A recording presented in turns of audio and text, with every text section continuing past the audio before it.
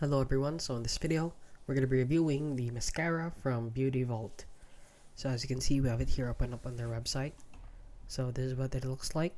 This is the mascara, and I'm no expert in mascara.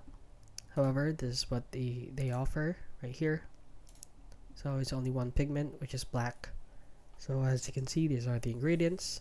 They didn't even try to make this look pretty and look good. They just copy and pasted the description here. So as you can see, these are probably fake reviews, which you can easily fake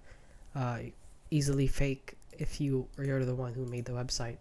So as you can see, best mascara I've ever used, which is I doubt that. And as you can see here on eBay, they have a lot of plus, but also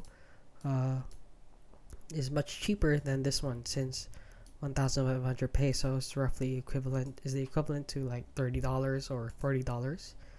So as you can see right here, warning, I regret having, but the seller made me reconsider doing business on eBay altogether. The item received was not as described.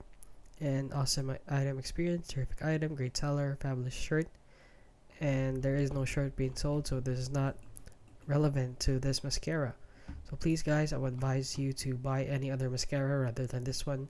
This seems to be pretty shady, and there isn't a lot of information about this mascara online.